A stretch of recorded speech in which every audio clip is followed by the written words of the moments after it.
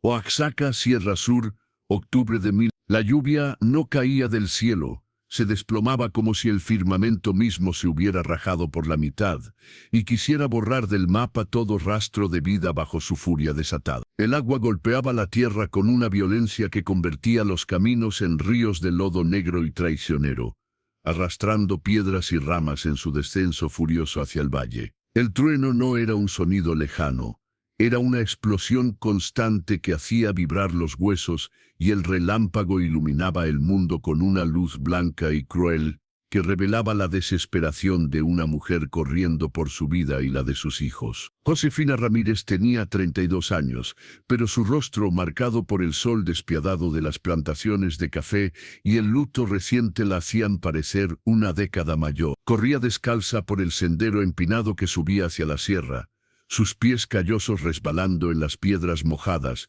hundiéndose en el barro que succionaba cada paso como si la tierra misma quisiera detenerla, reclamarla. En su espalda, amarrado con un rebozo que alguna vez había sido de color rojo intenso pero que ahora era del tono indefinido de la tierra y la miseria, llevaba a Rafael, su bebé de 8 meses.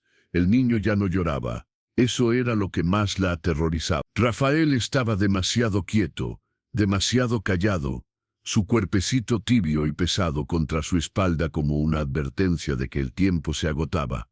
Detrás de ella, formando una cadena humana de pánico y agotamiento, venían sus otras 5 hijas. Esperanza, la mayor con apenas 13 años pero con ojos que habían visto demasiado, cargaba a Luz, la más pequeña después del bebé, una niña de 3 años que se aferraba a su cuello con dedos diminutos. Después venía Carmen de 11 años, con el rostro sucio de barro y lágrimas que se mezclaban con la lluvia. Luego las gemelas Sofía y Rosa de 8 años, tomadas de las manos con tanta fuerza que sus nudillos estaban blancos, tropezando y levantándose una a la otra en una danza desesperada de supervivencia. Y al final Teresa de 5 años, la más frágil, la que más luchaba por mantener el paso, jalando de la falda empapada de Carmen cada vez que sus piernas cortas amenazaban con fallar. No era solo la tormenta lo que las hacía correr como animales acorralados hacia las alturas donde el aire se enrarecía y el frío cortaba como cuchillos. Era el terror mucho más tangible y cruel de lo que dejaban atrás en el valle. Era el miedo a las manos de los hombres, a las promesas rotas, a la esclavitud disfrazada de trabajo, a perder no solo sus vidas, sino su dignidad, su futuro, su alma misma. Don Sebastián Cortés había cumplido su amenaza, y sus amenazas no eran palabras vacías lanzadas al viento, eran sentencias de muerte pronunciadas con la tranquilidad de quien tiene el poder absoluto sobre las vidas de los demás. Hacía apenas 3 semanas que habían enterrado a Tomás, el esposo de Josefina, el padre de sus 6 hijos. Lo enterraron en una caja mal clavada en el cementerio de los pobres, sin cura que rezara una misa decente, sin flores que no fueran las silvestres que Josefina había recogido del camino. Tomás había muerto aplastado bajo un árbol de café de 20 años que estaba podando en lo alto de la ladera de la plantación. El árbol se había partido, las ramas habían cedido, y Tomás había caído desde una altura de casi 10 metros, rompiéndose la espalda contra las rocas. «Accidente», había dicho don Sebastián Cortés en el velorio, de pie en la entrada de la choza de Josefina, sin siquiera quitarse el sombrero de ala ancha que protegía su rostro del sol. Su voz era plana, sin una pizca de compasión o responsabilidad. Estas cosas pasan en el trabajo del campo. Los árboles son impredecibles, pero todos los que trabajaban en la plantación sabían la verdad que don Sebastián se negaba a reconocer. Las cuerdas de seguridad que Tomás usaba estaban podridas por el sol y la humedad, deshilachadas hasta convertirse en hilos que apenas aguantaban el peso de un hombre. Los arneses estaban rotos, remendados una y otra vez con nudos que se deslizaban bajo la presión. Tomás había pedido equipo nuevo durante meses, había suplicado, había advertido que alguien iba a morir si no reemplazaban las herramientas. Don Sebastián había dicho que el equipo nuevo era demasiado caro, que los trabajadores eran demasiado descuidados, que si querían seguridad podían irse a trabajar a otra parte. Pero no había otra parte. Don Sebastián, controlaba las 3 plantaciones de café más grandes de la región. ¿Trabajabas para él o no trabajabas? Y si no trabajabas, no comías. Así de simple, así de brutal. Y ahora, con Tomás muerto y enterrado en tierra prestada, don Sebastián quería cobrarse. No con dinero que Josefina no tenía. No con trabajo que ella estaba dispuesta a dar. Quería algo mucho más vil, mucho más oscuro. Quería a sus hijas. Esa mañana, cuando el cielo estaba gris y bajo pero aún no llovía, cuando el aire olía a tierra húmeda y a la tormenta que se avecinaba, 3 hombres habían llegado a la choza de adobe y techo de palma, donde Josefina vivía con sus 6 hijos. El que iba adelante era Macario, el capataz de la plantación, un hombre gordo con bigote grasiento y ojos de cerdo que miraban a las mujeres como si fueran mercancía en un mercado. A su lado venían 2 peones más jóvenes, armados con machetes que colgaban de sus cinturones de una forma que no dejaba duda de que estaban allí.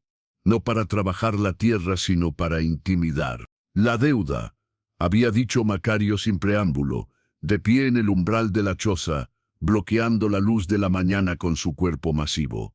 Su voz era áspera, como piedras frotándose.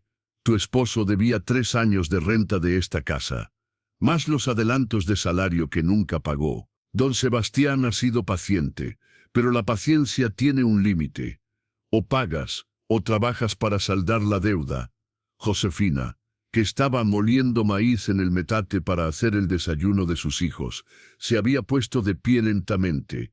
Sus manos, cubiertas de masa de maíz, temblaban. No tengo dinero, había dicho. Su voz baja pero firme. Todo lo que teníamos se fue en el entierro, pero trabajaré, yo sola, en los campos, en la cocina, donde sea. Doble turno si es necesario. Pero mis hijas se quedan conmigo. Macario se había reído. Era una risa húmeda y desagradable que salía del fondo de su garganta. Don Sebastián no quiere viejas en los campos. Las viejas son lentas, se cansan, se enferman. Quiere manos jóvenes. Tus hijas mayores pueden trabajar en la casa grande. Aprenden rápido a esa edad. Y las chicas con cara bonita siempre tienen demanda. Josefina había sentido que el mundo se detenía. Sabía perfectamente lo que significaba trabajar en la casa grande, para una niña de 13 años. Sabía de las otras muchachas que habían entrado con esperanza de ganar un salario decente, y habían salido meses después con los ojos muertos y los vientres hinchados. Sabía de las que nunca habían salido. No, había dicho Josefina. Una sola palabra, firme como piedra. Mis hijas no van a ninguna parte. Macario había dejado de sonreír. Entonces se van todos. Sin nada, don Sebastián te da hasta mañana al mediodía para decidir. O las niñas o la calle. Y si intentas irte antes de pagar, te encontraremos. Esta región es grande, pero no tanto. Y se habían ido, dejando a Josefina de pie en medio de su choza, rodeada de sus 6 hijos, que habían escuchado cada palabra y la miraban con ojos llenos de miedo esperando que su madre, que siempre había tenido respuestas, tuviera una respuesta ahora. Josefina se había sentado en el suelo de tierra. Por primera vez desde el funeral de Tomás, había llorado. Lloró porque no tenía opciones. Lloró porque el mundo era despiadado con las viudas pobres, con las mujeres sin protección, con los niños sin padre. Lloró porque sabía que don Sebastián cumpliría su amenaza y que ningún juez, ningún sacerdote, ninguna autoridad haría nada para detenerlo porque don Sebastián era el poder en esta región y el poder no se cuestionó. Pero entonces, mientras sus hijas la rodeaban y la abrazaban, mientras Rafael lloraba pidiendo el pecho y Luz le limpiaba las lágrimas con sus manitas sucias, Josefina había dejado de llorar y había empezado a planear. Esperó hasta que cayó la tarde. El cielo se oscureció prematuramente, las nubes negras y pesadas bloqueando el sol.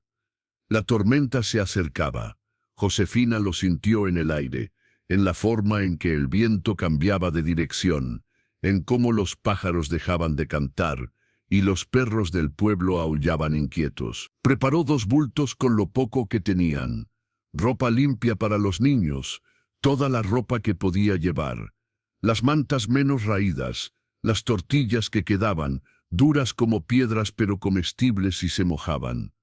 Un pedazo de piloncillo envuelto en trapo, el cuchillo de cocina, la única arma que tenía, una caja de cerillos envuelta en tela encerada, y lo más importante, el pequeño costal, donde guardaba los papeles de matrimonio, el acta de nacimiento de sus hijos, los únicos documentos que probaban que existían, que eran personas y no fantasmas. No les dijo a dónde iban. Sabía que si les decía, se negarían. Así que solo les dijo que empacaran lo esencial, que se pusieran la ropa menos mojada que tuvieran, que no hicieran ruido. Cuando la tormenta comenzó, cuando las primeras gotas gruesas empezaron a golpear el techo de palma, con un sonido como de tambores, cuando el cielo se abrió y el mundo se convirtió en agua, Josefina tomó a Rafael, se lo amarró a la espalda con el rebozo. Tomó uno de los bultos y salió de la choza. Esperanza tomó el otro bulto y a Luz. Las otras niñas la siguieron sin preguntar, confiando en que su madre sabía lo que hacía. No miraron atrás.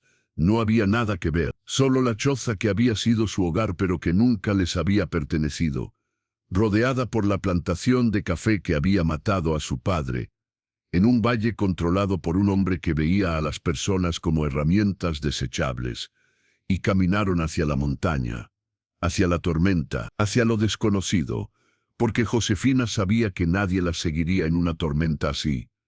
Los hombres de don Sebastián eran crueles, pero no eran estúpidos. Esperarían a que pasara el aguacero, confiados en que una viuda y 6 niños no llegarían muy lejos. Pero Josefina no iba lejos, iba arriba, a un lugar donde sabía que nadie se atrevería a seguirlas incluso después de que pasara la tormenta. Iba a la cueva de las ánimas. La subida era un infierno de lodo y piedras resbalosas. Cada metro ganado era una batalla contra la gravedad y el agotamiento. El sendero, que en días secos era apenas visible, ahora era un río de agua negra que bajaba con fuerza, amenazando con arrastrarlas cuesta abajo. Josefina iba adelante, tanteando el camino con un palo, probando cada piedra antes de poner su peso, asegurándose de que el suelo no cediera bajo sus pies. «Mamá, no puedo más», gritó Teresa, su voz pequeña casi perdida en el rugido de la tormenta. Josefina se detuvo, jadeando. El agua le corría por la cara, entraba en sus ojos, en su boca.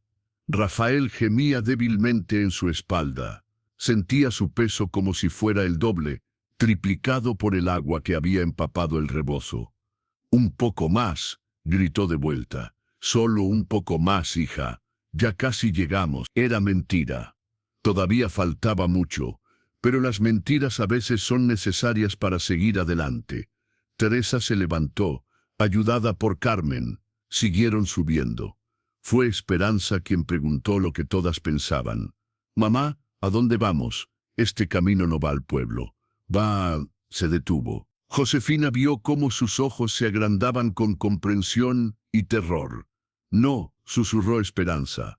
«Por favor, mamá, no». «Sí», dijo Josefina, mirando hacia arriba, hacia donde la ladera se convertía en roca vertical y una sombra más oscura que la noche marcaba la entrada. «La cueva de las ánimas. Es el único lugar donde no nos buscarán». Las niñas se quedaron paralizadas. Incluso en medio de la tormenta, con el agua golpeándolas y el viento tratando de arrancarlas de la montaña, el nombre de ese lugar las congeló más que el frío. Todos en la región de Oaxaca conocían la cueva de las ánimas. Era parte del paisaje, tanto como el río o las montañas. Pero era un paisaje prohibido, un lugar que existía en las advertencias de las madres y en las pesadillas de los niños. Se decía que la cueva no tenía fondo, que bajaba hasta el centro de la tierra donde ardían los fuegos del infierno.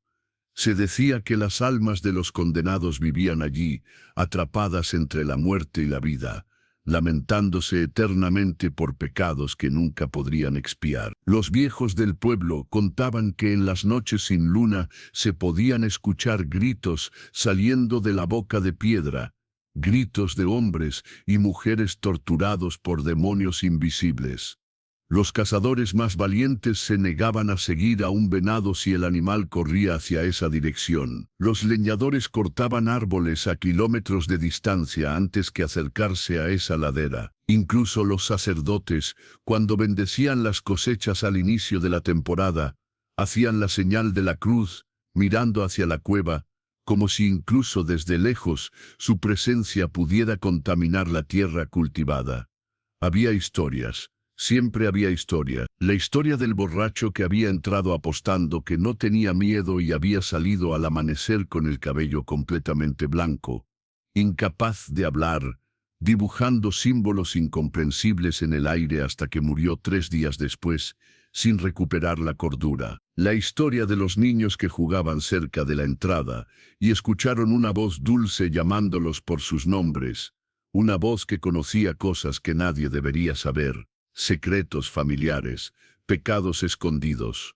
Los niños habían corrido y nunca habían vuelto a jugar en esa parte de la montaña. La historia más reciente, de solo 10 años atrás, sobre el geólogo que había venido de la capital, un hombre de ciencia que no creía en supersticiones, armado con lámparas y cuerdas e instrumentos para medir la profundidad. Había entrado con 2 ayudantes al mediodía y habían salido corriendo antes del atardecer, dejando todo su equipo atrás, negándose a hablar de lo que habían visto, tomando el primer caballo disponible y desapareciendo de la región para nunca regresar. Y la historia más vieja, la que las abuelas contaban en susurros, sobre cómo la cueva había conseguido su nombre. Decían que hace muchas generaciones, durante un tiempo de hambruna terrible, las familias más desesperadas habían llevado a sus ancianos a la cueva y los habían dejado allí para morir, ahorrando las raciones de comida para los más jóvenes. Las almas de esos ancianos, traicionados por su propia sangre, seguían allí, esperando arrastrar a los vivos a su oscuridad eterna. «Mamá, dicen que quien entra no sale», dijo Carmen, su voz temblando. «Dicen que hay algo allí que son solo historias», cortó Josefina. Pero su propia voz no sonaba convincente. «Solo historias para asustar a los niños». «¿Y si no lo son?», preguntó Sofía, una de las gemelas. Josefina miró hacia atrás, hacia el valle que la tormenta estaba borrando del mapa. Y entonces lo vio. Abajo, a pesar del aguacero, a pesar de la oscuridad, había luces, luces que subían en zigzag por el camino, antorchas o lámparas, protegidas del agua por algún método, moviéndose hacia arriba, siguiéndolas. «Nos vieron salir», susurró Esperanza, que también había visto las luces. «O supusieron a dónde iríamos», dijo Josefina. Su mente trabajaba rápidamente. Macario era cruel pero no estúpido. Sabría que el único camino que una viuda desesperada tomaría sería hacia arriba, hacia la sierra donde podría esconderse. «No tenemos opción. O entramos a la cueva, o ellos nos alcanzan. Y si lo que está en la cueva es peor que ellos». Josefina miró a Esperanza directamente a los ojos. Vio miedo allí, pero también la comprensión de una niña que estaba dejando de ser niña demasiado rápido. «Lo que está en la cueva tal vez nos mate», dijo Josefina, «pero lo que viene subiendo por esa cuesta definitivamente destruirá a tus hermanas. Prefiero morir luchando contra fantasmas que vivir sabiendo que entregué a mis hijas a los monstruos vivos». No hubo más discusión. Las luces seguían subiendo. Se oían voces ahora, amortiguadas por la lluvia pero audibles, voces de hombres llamándose unos a otros. Quizás solo 2 o 3, pero era suficiente. «Corran», ordenó Josefina. «A la cueva». Ya subieron los últimos metros a toda velocidad, resbalando, cayendo, levantándose, arrastrándose sobre manos y rodillas, cuando el sendero se volvía demasiado empinado. Las piedras les cortaban las palmas. El lodo entraba en sus bocas, pero siguieron adelante. La entrada de la cueva de las ánimas era una grieta irregular en la cara vertical de la roca, de unos 2,5 metros de alto y quizás 1,5 metros de ancho. No era una entrada natural y redonda. Era una fractura, como si un gigante hubiera golpeado la montaña con un hacha y la piedra se hubiera partido, revelando la oscuridad que yacía debajo. Alrededor de la entrada, clavadas en cada grieta disponible de la piedra y en la tierra húmeda, había cruces. Docenas de ellas, cruces de madera de todos los tamaños, desde pequeñas como la mano de un niño, hasta grandes de casi 1 metro de alto. Todas viejas, muchas rotas, algunas caídas, otras inclinadas en ángulos extraños. Estaban talladas con nombres que el tiempo y la lluvia habían borrado casi por completo, pero algunas palabras aún eran legibles. Perdóname, descansa, no vuelvas. Josefina no se detuvo a leer. Empujó a sus hijas hacia la oscuridad. Adentro, todas, rápido, una por una. Las niñas desaparecieron en la negrura. Teresa fue primero, demasiado asustada para resistirse. Luego las gemelas, tomadas de las manos. Carmen, con los ojos cerrados, murmurando una oración. Esperanza fue la última de las niñas, cargando a Luz, que lloraba sin hacer ruido, sus ojitos enormes en la oscuridad.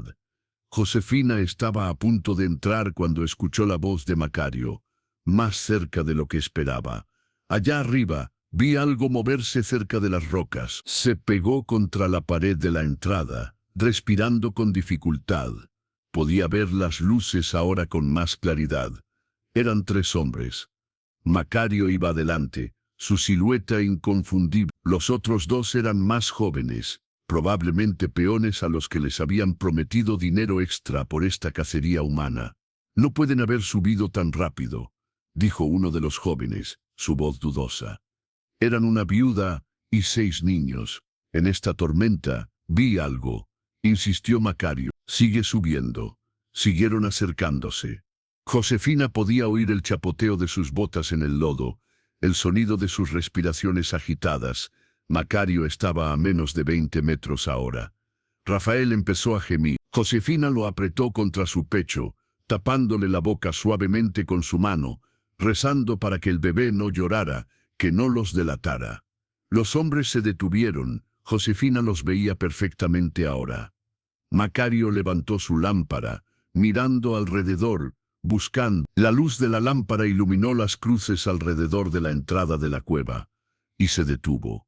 Dios santo, susurró uno de los jóvenes, santiguándose. Estamos en la cueva de las ánimas. Macario miró la entrada oscura. Por un momento, Josefina pensó que entraría, que los habría encontrado, que todo habría sido en vano. Pero entonces Macario retrocedió un paso. No subieron aquí, dijo, su voz no tan segura como antes. Nadie es tan estúpido. Deben haber ido por otro camino. Pero dijiste que viste. Vi mal, cortó Macario. Con esta lluvia no se ve nada. Bajemos. Las esperaremos en el valle. No pueden bajar sin que las veamos. Y si subieron por aquí, miró la cueva otra vez. Entonces ya están muertas de todos modos. El otro joven señaló las cruces. ¿Por qué hay tantas cruces aquí? Para mantener a las almas adentro, respondió Macario. Para que no salgan a perseguir a los vivos. Vamos. Este lugar da mala suerte. Se fueron. Sus luces descendieron lentamente, desapareciendo en la cortina de lluvia. Josefina esperó hasta que no pudo ver nada, hasta que solo quedó el sonido de la tormenta golpeando la piedra. Entonces se deslizó hacia el interior de la cueva, tragada por la oscuridad que olía a tierra antigua y a algo más, algo que no podía identificar pero que le erizaba la piel de los brazos. Algo que no era humano, o que alguna vez lo fue y había dejado de serlo hace mucho tiempo. Estaban dentro de la cueva de las ánimas, y no había vuelta atrás. La oscuridad dentro de la cueva de las ánimas no era como la oscuridad de una noche sin luna o la de una habitación cerrada. Era una oscuridad viva, densa, que parecía tener peso y textura, como si pudiera tocarse con las manos. Era una oscuridad que presionaba contra los ojos, que entraba en los pulmones con cada respiración, que convertía el mundo en un vacío absoluto donde arriba y abajo perdían significado. Josefina dio 3 pasos hacia el interior y se detuvo, jadeando. El cambio de temperatura fue brutal e inmediato. Afuera, a pesar de la lluvia helada, había movimiento, había viento, había vida. Aquí dentro, el aire estaba quieto, pesado, frío, con un frío que no venía del clima, sino de la ausencia de calor humano durante décadas, quizás siglos. El sonido de la tormenta se convirtió en un murmullo distante, como si la cueva fuera una catedral de piedra que amortiguaba todo ruido del mundo exterior.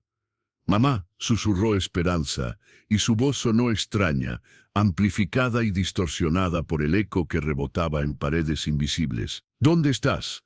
«Aquí», respondió Josefina, extendiendo su mano en la oscuridad hasta encontrar el hombro de su hija. «No se muevan, voy a hacer luz».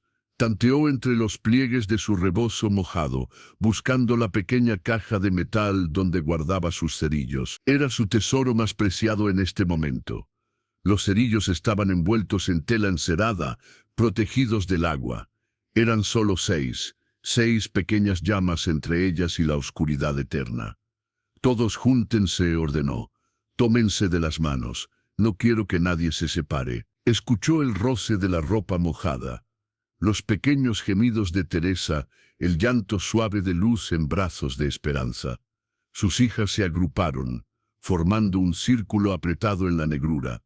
Josefina sacó un cerillo. Sus manos temblaban, no solo por el frío, sino por la conciencia de lo precioso que era ese pequeño palo de madera. Respiró hondo, rezó una oración rápida, y lo raspó contra la piedra de la pared.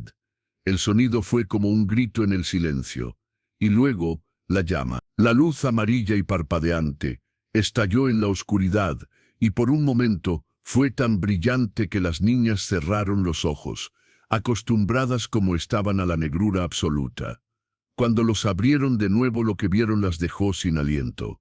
No estaban en una cueva pequeña, estaban en una cámara enorme, una catedral natural tallada en el corazón de la montaña.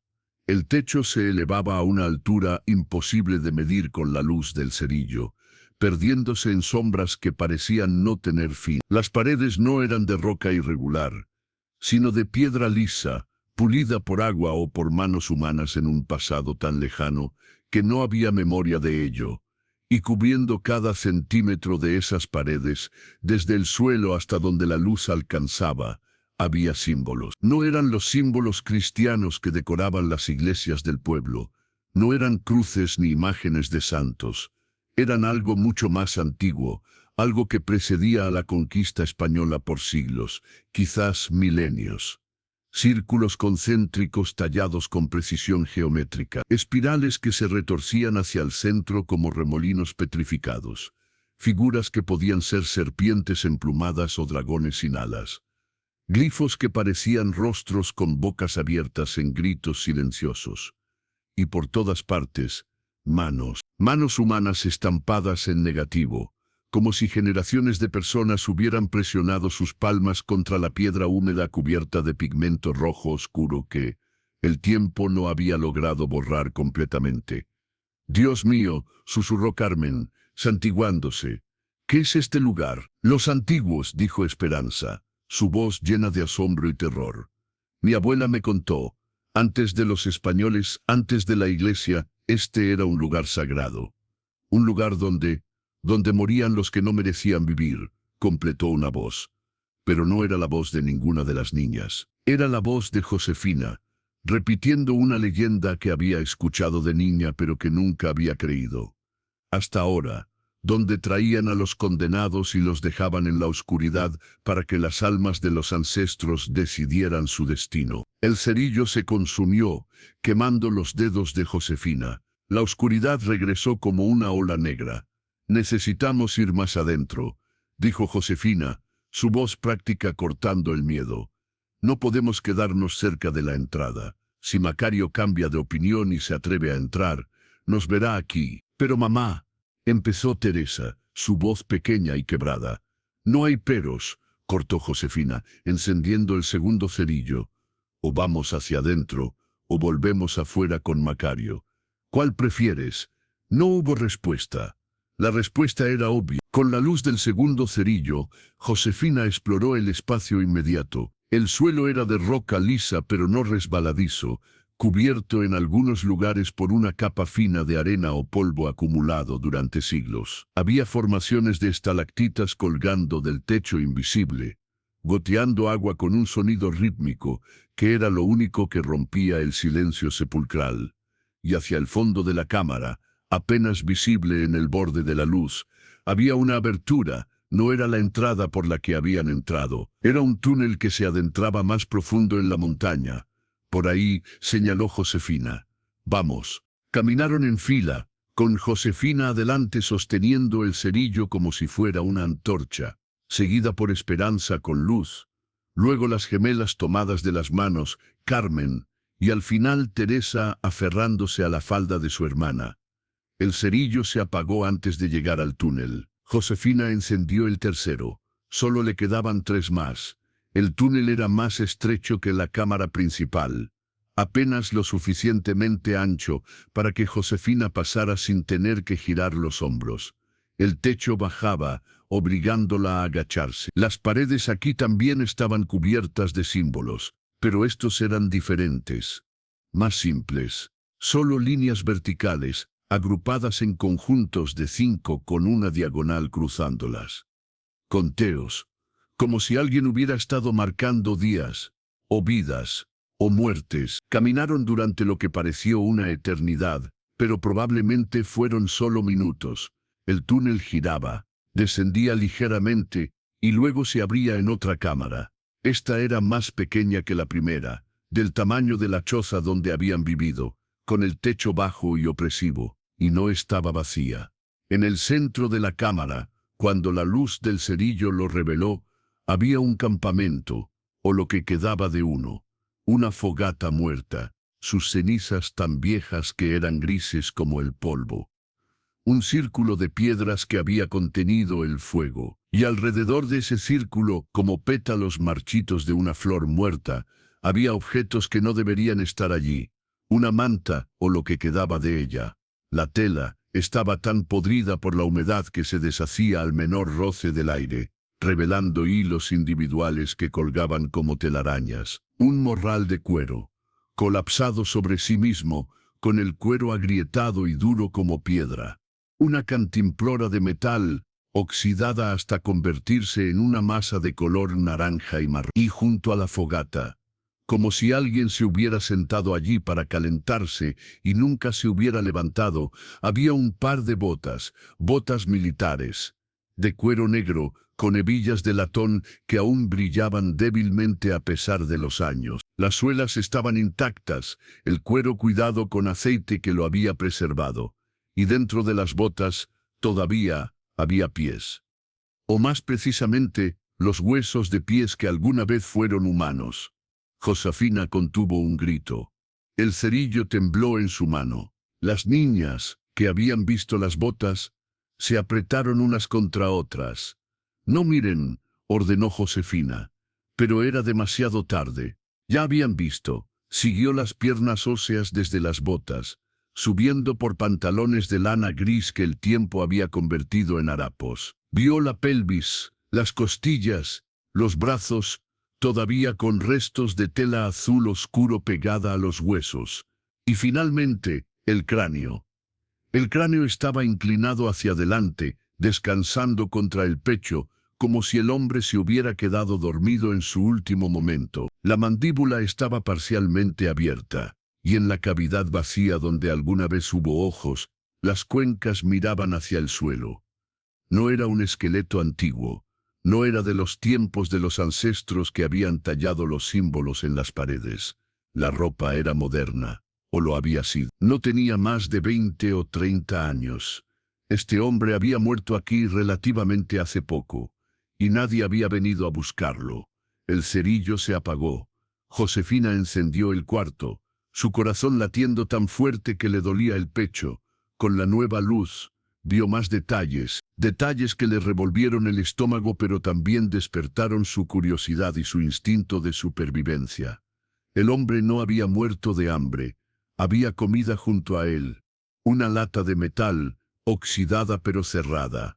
Pan tan duro que se había convertido en piedra. Suficiente para días. No había muerto de sed. La cantimplora estaba cerca de su mano derecha, caída de lado, pero llena. Podía ver el líquido dentro a través de una grieta en el metal. Entonces, ¿cómo había muerto? Josefina se acercó, sus instintos de madre superando su miedo a los muertos. Estudió el cráneo con más cuidado. No había señales de trauma. No estaba roto.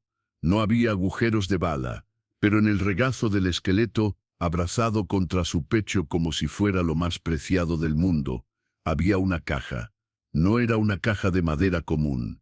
Era de metal, del tamaño de una caja de zapatos, pintada de verde olivo con letras estampadas en negro que decían «Propiedad del gobierno confidencial», y tenía un candado grande y pesado que el óxido había pintado de naranja.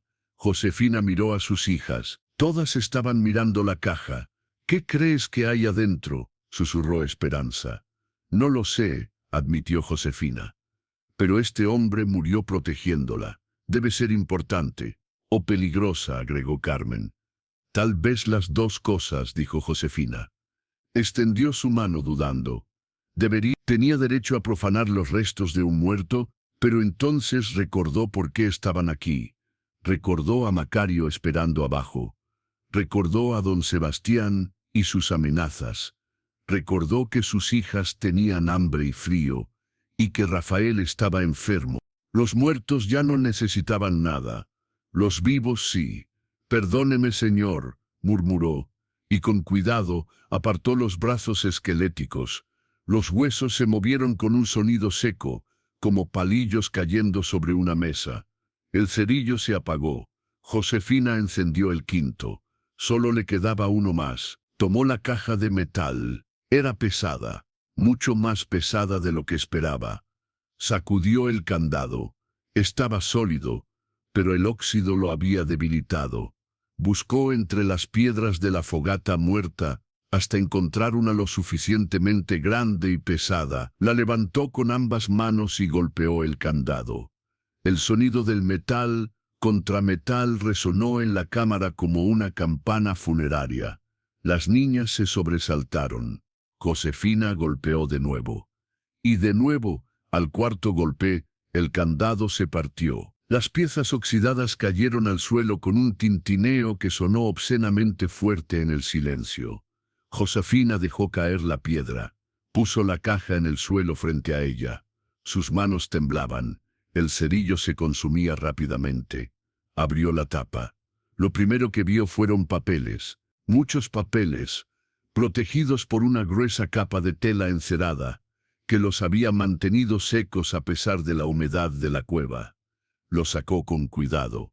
Debajo de los papeles había algo más.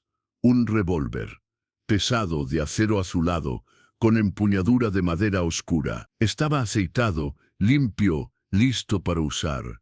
Junto al revólver había una caja de balas, llena, y debajo del revólver, envuelta en más tela, había una carabina, desmontada en piezas, pero todas las piezas estaban allí. Arma. Este hombre había muerto con suficientes armas para defenderse de un ejército pequeño. Entonces, ¿por qué no las había usado? El cerillo quemó los dedos de Josefina. Lo dejó caer. Encendió el último, el sexto y final cerillo. Con la luz moribunda desdobló el primer papel. Era un documento oficial, con el sello del gobierno del estado de Oaxaca, estampado en tinta roja en la esquina superior. Comisión de Inspección de Tierra a realizar la inspección de los títulos de propiedad de la región de la Sierra Sur, con énfasis en las plantaciones de café recién establecidas. Misión: verificar la legitimidad de los títulos presentados por los hacendados y asegurar que las tierras comunales de los pueblos indígenas no hayan sido usurpadas mediante fraude o violencia. Autoridad: el capitán Mendoza tiene plena autoridad para requisar documentos, interrogar testigos y emitir órdenes de restitución de tierras en caso de encontrar irregularidades. Josefina sintió que el corazón se le detenía. Esto era de mí, y este esqueleto, este capitán Mendoza, había venido a inspeccionar las plantaciones de café, como la de don Sebastián. Siguió leyendo. El siguiente papel era un informe, escrito con letra clara y precisa, fechado Informe de Inspección. Plantación La Esperanza. Propietario registrado Don Rodrigo Cortés. He completado la inspección de los documentos presentados por Don Rodrigo Cortés respecto a su plantación de café. Mis hallazgos son alarmantes. Los títulos de propiedad presentados datan de 1872, adquiridos supuestamente mediante compra legítima a las autoridades estatales.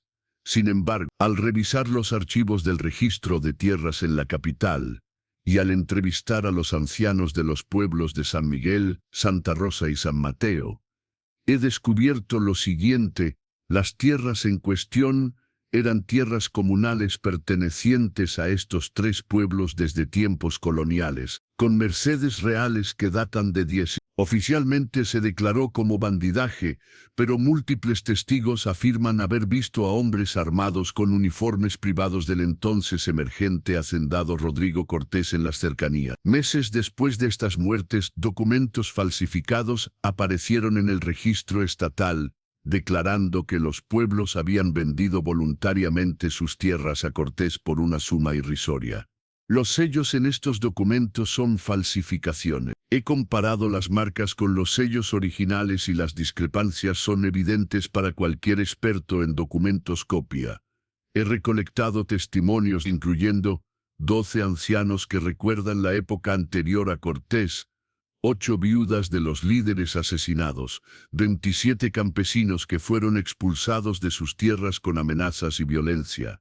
Conclusión: Don Rodrigo Cortés no es el propietario legítimo de la plantación La Esperanza. Las tierras fueron obtenidas mediante asesinato, fraude documental y despojo violento. Recomiendo: anulación inmediata de los títulos de Cortés. Restitución de las tierras a los pueblos de San Miguel, Santa Rosa y San Mateo. Proceso criminal contra Rodrigo Cortés por asesinato múltiple y falsificación de documentos oficiales. He adjuntado copias de todos los documentos originales, testimonios firmados y mapas que demuestran la extensión del fraude. Capitán Lorenzo Mendoza, Cuerpo de Ingenieros Topográficos. El último cerillo se apagó. La oscuridad absoluta regresó, pero Josefina ya no la sentía, porque en su mente todo estaba iluminado con una claridad brutal. Don Rodrigo Cortés, el padre de don Sebastián, había robado las tierras, había asesinado a los líderes de los pueblos, había falsificado documentos. Y cuando el capitán Mendoza había venido a investigar, cuando había descubierto la verdad, lo había matado, lo había atraído aquí, a esta cueva que todos temían, y lo había dejado morir. Tal vez lo había drogado, tal vez lo había envenenado. La comida estaba aquí, el agua estaba aquí, pero el capitán había muerto de todos modos, y su cuerpo, en un lugar que nadie se atrevía a tocar, nunca había sido encontrado. El informe nunca había llegado a la capital. Los documentos, las pruebas, todo había desaparecido con él. Y durante 14 años, los Cortés habían vivido como reyes sobre tierras robadas con sangre. «Mamá», susurró Esperanza en la oscuridad. «¿Qué dice?» Josefina no podía ver a su hija, pero sintió su mano buscando la suya. «Dice», respondió Josefina, su voz temblando no de miedo, sino de algo más poderoso, «que don Sebastián no es dueño de nada, que su padre robó todo, y que tenemos la prueba». Hubo un silencio. Luego la voz pequeña de Teresa: «¿Eso significa que podemos salir de aquí?» «Sí», dijo Josefina, «pero no vamos a salir como entramos. Vamos a salir con algo que don Sebastián nunca pensó que encontraríamos». «¿Qué?» «La verdad». Pasaron la noche en la cámara con el esqueleto del capitán. No tenían más cerillos, así que la oscuridad era total, pero ya no les daba tanto miedo. Josefina les había explicado, en susurros que rebotaban en las paredes de piedra, lo que había descubierto. Les había contado sobre el capitán que había venido a buscar justicia y había encontrado la muerte. «Entonces, ¿él no es un fantasma malo?», preguntó Luz. su vocecita apenas audible. «No, mi amor», respondió Josefina, abrazando a sus hijas en la oscuridad. Él era un hombre bueno, y vamos a asegurarnos de que su trabajo no fue en vano. Se sentaron en círculo, compartiendo el calor de sus cuerpos. Josefina envolvió a Rafael con la manta, menos húmeda. El bebé había dejado de gemir, lo que la preocupaba, pero al tocar su frente sintió que la fiebre había bajado un poco. Quizás el aire fresco de la cueva, después del calor sofocante de afuera, le había hecho bien. Comieron las tortillas duras, mojándolas con el agua de la cantimplora del capitán. El agua sabía a metal, pero era limpia. Y en la caja del capitán habían encontrado más cosas, galletas militares en latas selladas que aún eran comestibles, duras como piedras pero nutritivas, café molido en un frasco de cristal, cerillas, una linterna de aceite con suficiente combustible para durar días.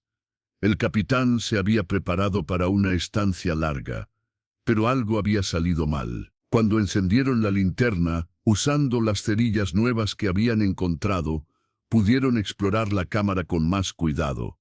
Y fue entonces cuando Josefina vio algo que había pasado por alto en la oscuridad. En la pared, detrás de donde estaba sentado el esqueleto, tallado en la piedra con algo afilado, había un mensaje.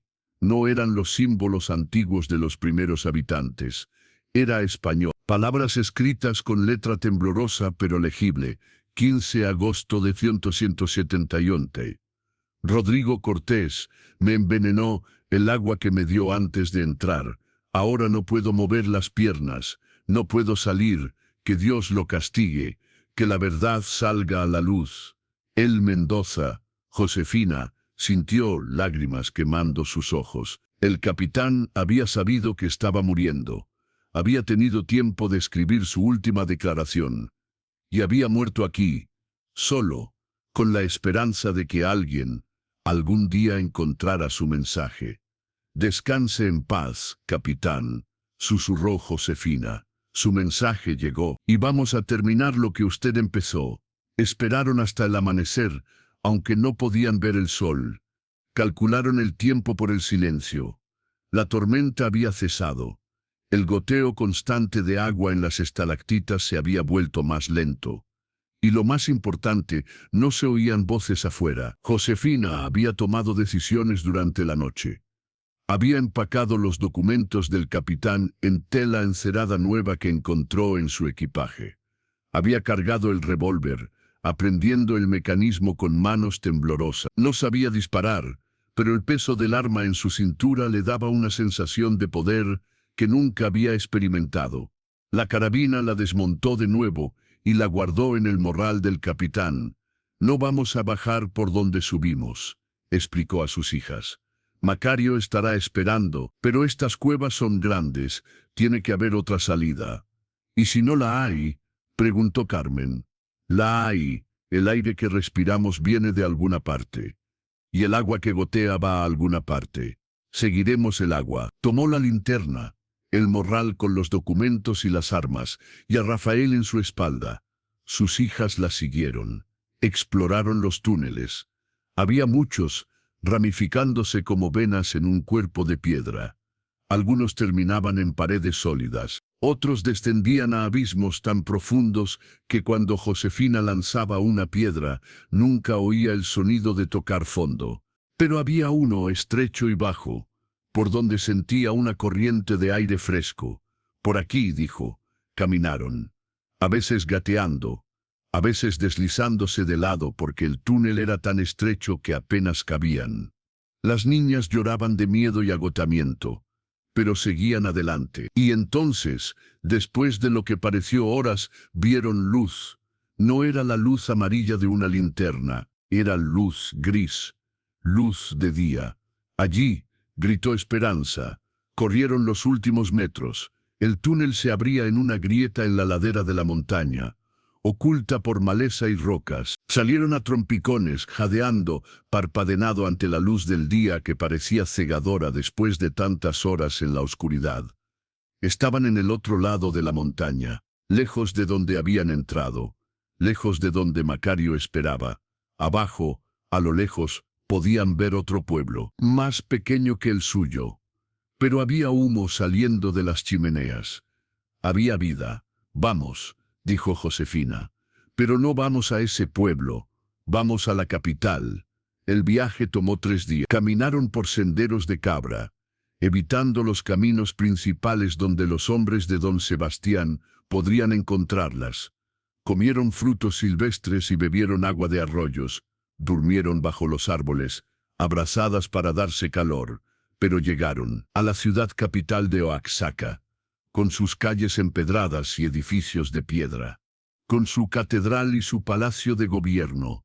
Josefina, sucia y andrajosa, con 6 niños igualmente sucios, subió las escaleras del palacio.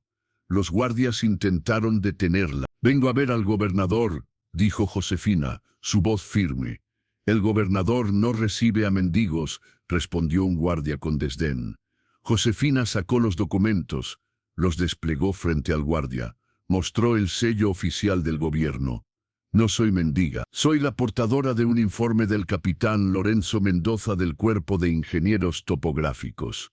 Desaparecido hace 14 años.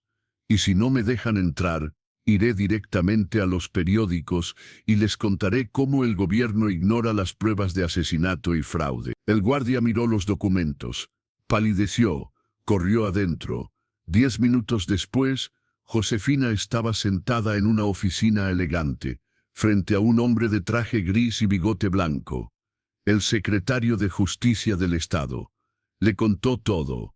Le mostró los documentos, le habló del esqueleto en la cueva, del mensaje tallado en la pared. El secretario leyó cada documento con creciente horror y asombro. «Capitán Mendoza», susurró, «pensamos que había desertado, que se había llevado los documentos y había huido». «No desertó», dijo Josefina, «lo asesinaron. Y yo encontré su cuerpo y su informe». El secretario se reclinó en su silla, mirando a Josefina con una mezcla de respeto y asombro. «Señora, ¿sabe lo que esto significa? Significa que don Sebastián Cortés no es dueño de sus tierras, y que mi esposo murió trabajando en tierras que fueron robadas. Significa mucho más que eso. Significa que vamos a reabrir la investigación, que vamos a exhumar el cuerpo del capitán, que vamos a arrestar a Cortés. Hoy mismo». Lo que siguió fue rápido y brutal. El gobernador, enfurecido por el escándalo que podría arruinar su administración si se descubría que había ignorado la desaparición de uno de sus oficiales, actuó con decisión implacable. Soldados federales fueron enviados a la plantación. Don Sebastián Cortés fue arrestado en medio de la cosecha de café, esposado frente a sus propios trabajadores que lo miraban con una mezcla de miedo y satisfacción apenas contenida. Macario y sus hombres fueron arrestados también, acusados de intento de secuestro y amenazas. Un equipo de investigadores fue a la Cueva de las Ánimas.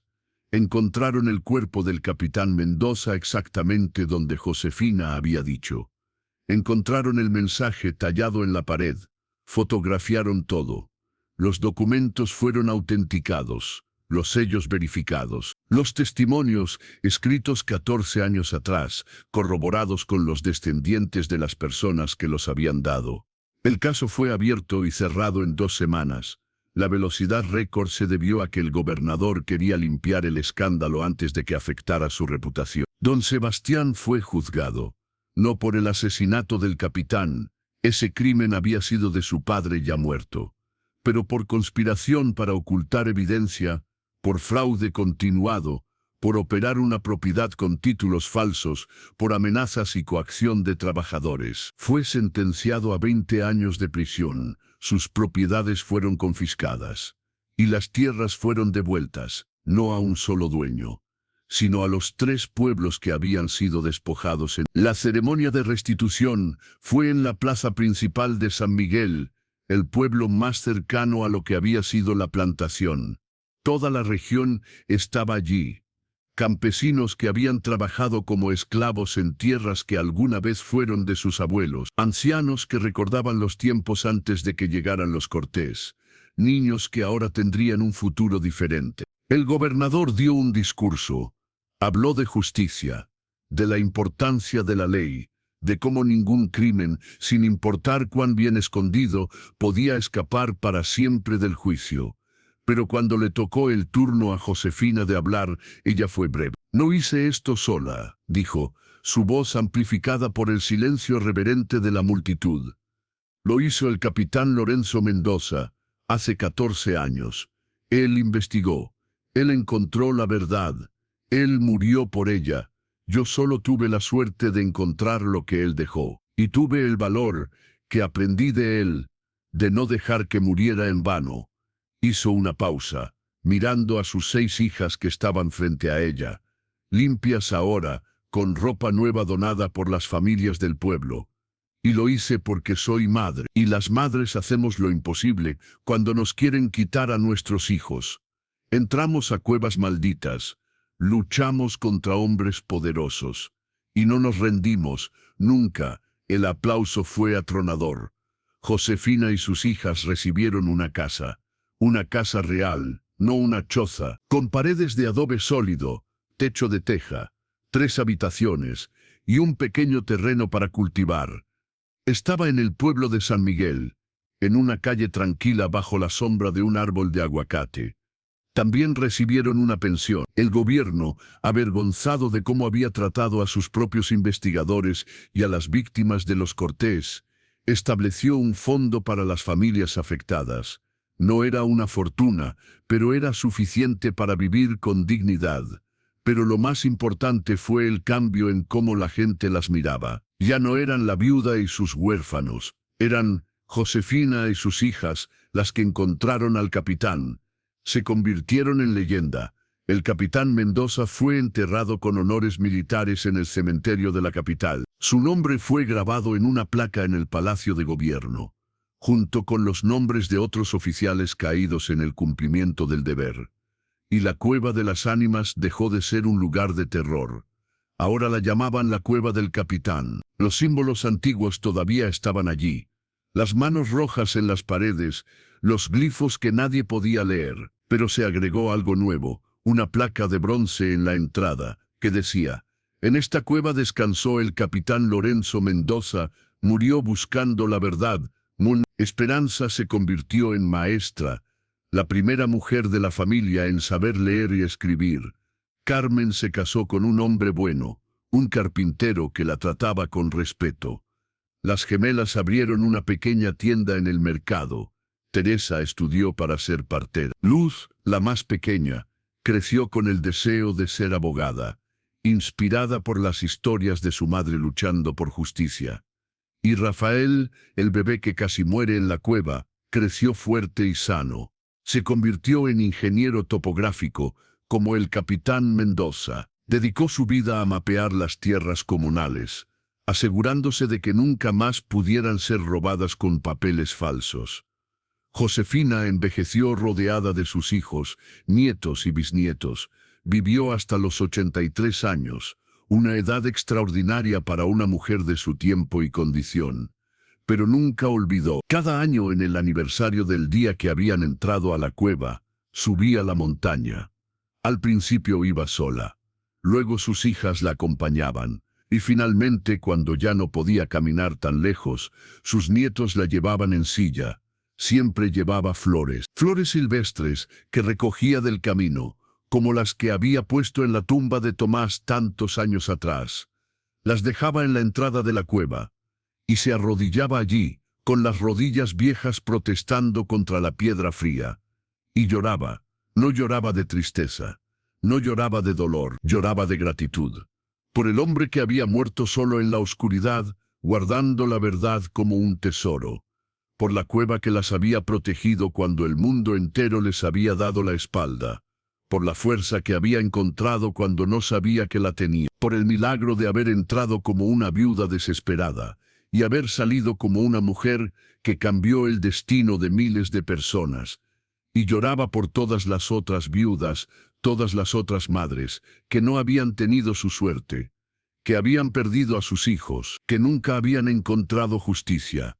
Lloraba por ellas, y prometía que su historia sería contada, una y otra vez, para que nadie olvidara que incluso en los lugares más oscuros, la verdad espera.